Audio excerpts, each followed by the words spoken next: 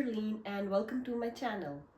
Today we are going to talk about hypertension, the most discussed topic in nursing school and the most encountered topic on all the NCLEX exams.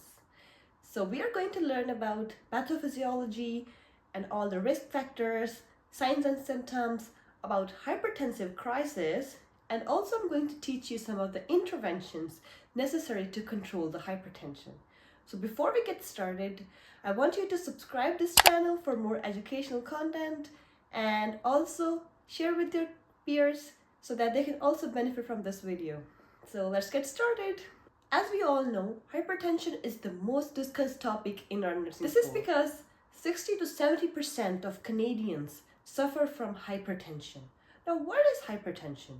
As we can see, this is the normal blood flow. The normal blood is flowing from the arteries. Due to some reason, due to some fat deposits or thickening of arteries or the increase in volume of the blood, this pressure on these arteries increase. That is why it is known as hypertension. Check for hypertension. Which of the vital signs we monitor for? Yeah, it's blood pressure. So we all have encountered the reading of blood pressure in our life. So we always write like 120 over 80. As we can see here, 120 is the systolic value and 80 is the diastolic value. So 120 is the systolic value which we get when our ventricles contract. When they contract, they push the blood through the arteries, and that arteries experience a pressure which is known as systolic. The other one is called diastolic. That is when the ventricles are relaxing. So the arteries relax and there is a wave of less pressure, which is known as diastolic. Now, what happens when a person is in hypertension? There is so much pressure on the arteries, which can always weaken the arteries, which can have some manifestations on the person. So let's learn about two types of hypertension first. First one is primary hypertension or essential hypertension. In this type of hypertension, there is no identifiable cause. So it just happens. We're not able to identify, and it is known as silent killer because we are not aware that we are having hypertension. Mostly, this depends upon the renin-angiotensin-aldosterone mechanism, which is known as ROS. So ROS is essential hypertension and secondary as well. I will let you know about the secondary, why we call it that as well. But firstly, this mechanism helps in constriction of the arteries. So by this, the arteries are constricting. That means the blood has to put more pressure to go through these arteries. So this mechanism, along with the sympathetic nervous system. Sympathetic means, you remember, flight or fight. So this is the sympathetic nervous system. It hypers the system that we have to run. So in this system, our blood pressure increases because our arteries are constricting. So remember, in hypertension, the arteries, when they constrict, means they are like very much narrow. So the blood has to put so much pressure to go through these arteries. Most of the time, these factors are always non-modifiable. Let's discuss about secondary hypertension. So 5 to 10% of the hypertension is secondary. It means there is another primary cause which is causing the hypertension. For example, pregnancy. As we all know, in pregnancy, the hypertension crisis or only hypertension is known as eclampsia. Another example is coarctation of aorta. The third one is Cushing syndrome and thyroid dysfunction, parathyroid dysfunction.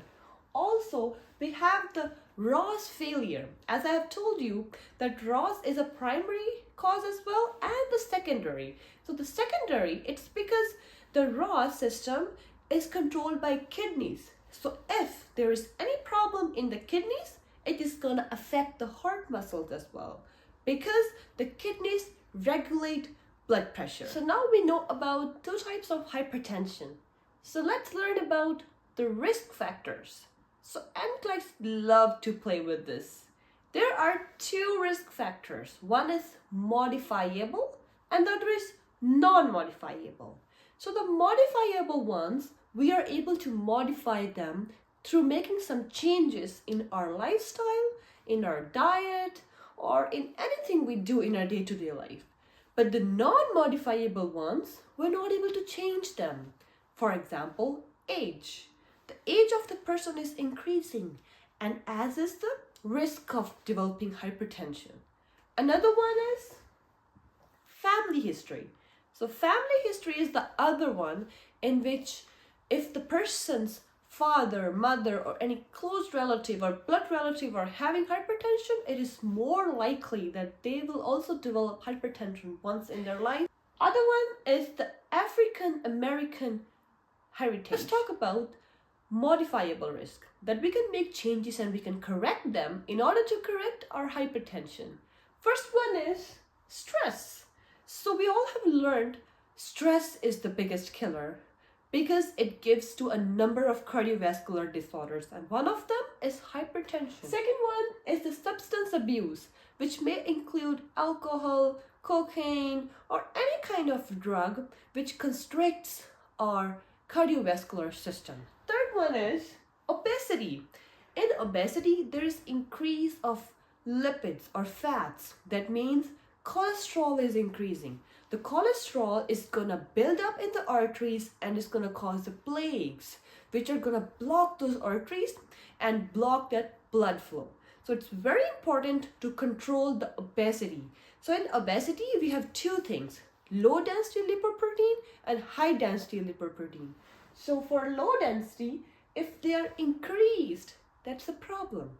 And high density, if they are decreased, that's the problem. Another one is renal disorders. So renal disorders are the kidney disorders that affect the ROS mechanism and which indirectly affect the blood pressure.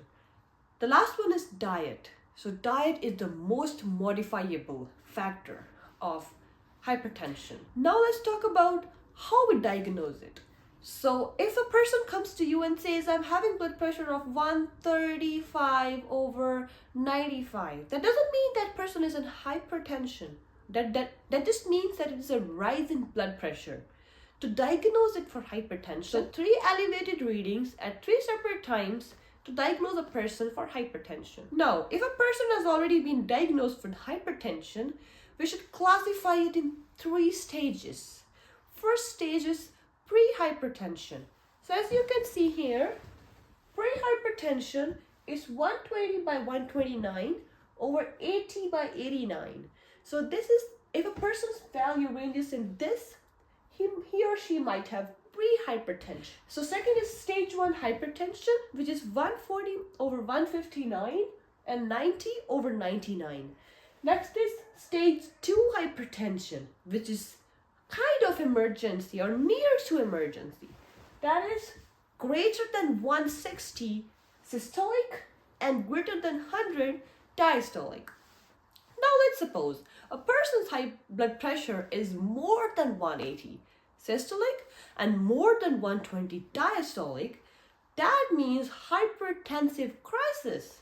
That is an emergency situation. As you can see here, this is real emergency and you really need to go to ICU for the treatment. Now, the treatment for hypertensive crisis is immediate IV drugs. So we have to monitor for signs and symptoms of hypertensive crisis, which is very important for NCLEX. First is blurred vision. So if a person is having blurry vision along with headache, and if there's a chest pain, that is a real emergency and immediate IV drugs are needed for the treatment. As we have learned about hypertensive crisis, we should learn that how hypertension is very much dangerous for the body. As hypertension might be a cause of atherosclerosis, which is a thickening of arteries due to plaque deposits. It can lead to heart failure and myocardial infarction, which is known as heart attack. Also, hypertension causes retinopathy or the disorder of the eyes and neuropathy, which is a disorder of the nerves. Now, let's learn about some of the signs and symptoms of hypertension. So firstly, we'll discuss about the objective, or which we observe, which includes the vital signs. Monitoring the blood pressure is very necessary. Others include renal changes, urine tests, blood glucose tests, which we run on the person, and we say that there is hypertension, and also we determine the cause behind it.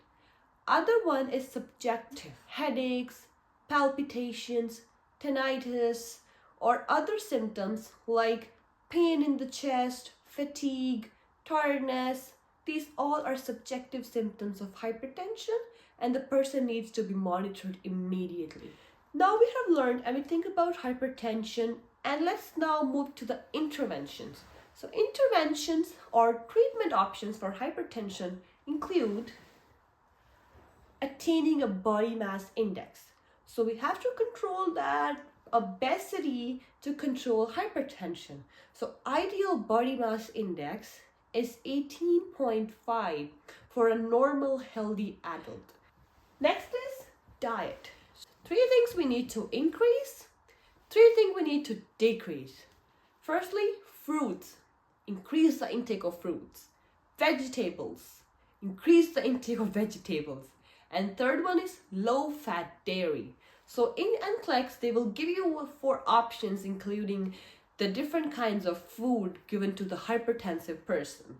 So select the one which have fruits, vegetables, and low-fat dairy, and eliminate all those who contain high-fat dairy or high fats or high salts, sodium especially, because we have to restrict that. And also alcohol. Talking about the alcohol, for females, only 1 drink per day is permitted, and for men, 2 drinks per day is permitted. Next one includes the drug therapy. Now, I will cover this in my pharmacology video, but for this lecture, the 3 kind of stages have 3 kind of treatments. Pre-hypertension.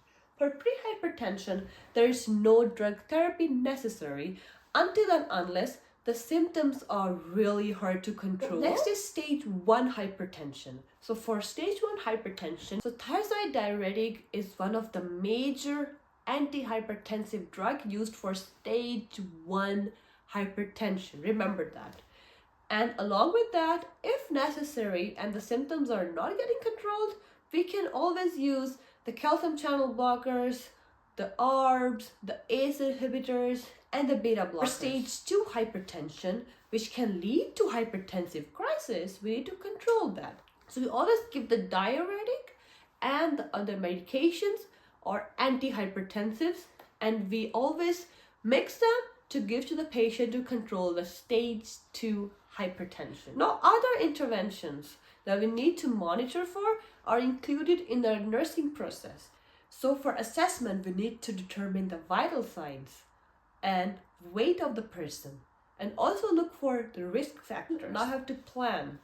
So for the planning, we always have to look for BUN, creatinine, the blood work, and vital signs. We have to monitor them very closely. After that, we have to promote weight reduction and monitoring of vital signs by the patient itself.